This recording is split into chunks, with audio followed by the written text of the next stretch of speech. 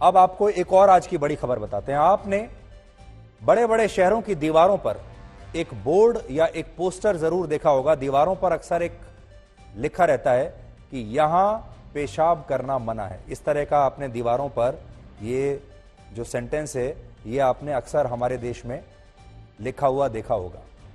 लेकिन जल्द ही हो सकता है आपको फ्लाइट के अंदर भी सीटों पर इस तरह के स्लोगन मिल सकते हैं पढ़ने को, जिन पर लिखा होगा कि इस सीट पर पेशाब करना मना है।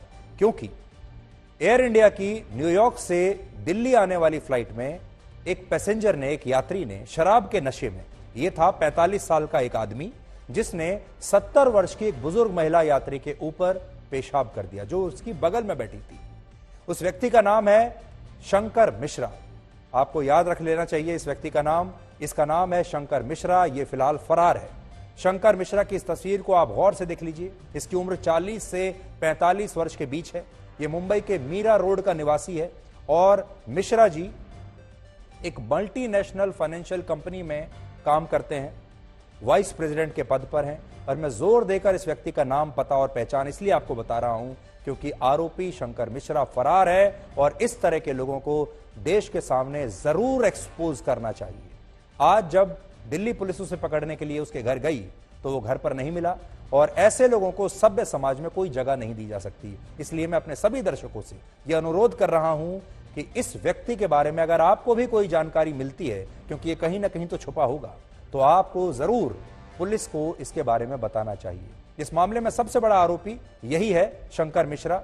लेकिन सवाल उन पर भी उठना चाहिए जिन्होंने पीड़ित बुजुर्ग महिला की मदद नहीं की और उन्हें भी सामने लाना जरूरी है।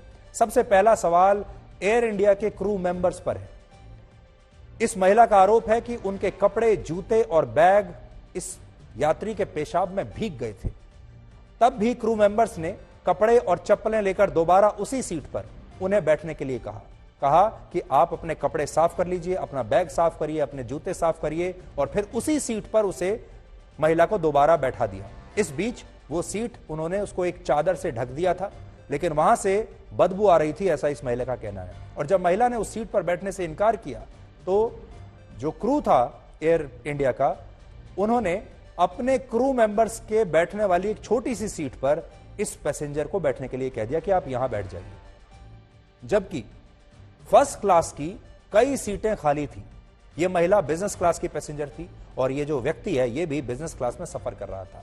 इस महिला की शिकायत पर एयर इंडिया ने कोई एक्शन नहीं लिया और दिल्ली पहुंचने पर आरोपी को बड़े आराम से घर जाने दिया। इस महिला ने अगले दिन यानी 27 नवंबर को जब टाटा सन्स के चेयरमैन एन चंद्रशेखरन को चिट्ठी लिखकर शिकायत की, तब एयर इंडिया के अधिकारियों ने जो है इस शिकायत को आगे बढ़ाया और तब इस पर एक्शन लिया। एयर इंडिया का न्यूयॉर्क से दिल्ली का जो किराया है बिजनेस क्लास का, जिसमें ये दोनों यात्री सफर कर रहे थे, वो है लगभग 7.5 से 8 लाख रुपए। एक टिकट है 7.5 से 8 लाख रुपए की। क्या 7 लाख रुपए, 8 लाख रुपए किराया देकर एयर इंडिया अपने यात्री को बैठने के लिए ऐसी सीट देगी जिसे इस तरीके से गंदा कर दिया गया होगा? फ्लाइट में मौजूद किसी भी दूसरे यात्री ने उस महिला की मदद नहीं की।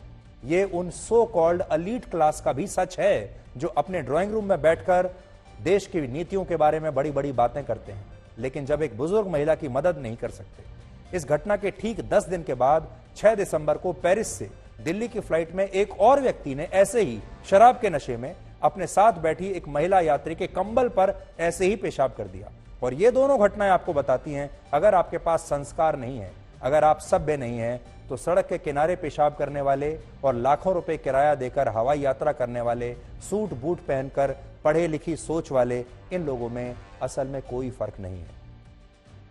इसलिए आप सोचते होंगे कि इन एयरलाइंस में जो बिजनेस क्लास में, फर्स्ट क्लास में जो यात्री यात्रा करते हैं, अक्सर इकोनॉमी क्लास में बैठे लोग उन्हें बड़ा आदमी समझते हैं। कहते हैं इनके पास बहुत पैसा होगा, तभी तो इतनी महंगी 8 लाख रुपए की टिकट लेकर सफर कर रहे हैं। ये बड़े लोग हैं, लेकिन यकीन मानिए जो इस तरह के लोग होते हैं ये बड़े नहीं, ये छोटे और तुच्छ लोग होते हैं। इसलिए आज हम ये मांग करते हैं कि ऐसे इन दोनों सज्जनों को सख्त से सख्त सजा मिलनी चाहिए, पुलिस को इन्हें गिरफ्तार करना चाहिए, इन पर कार्रवाई होनी चाहिए।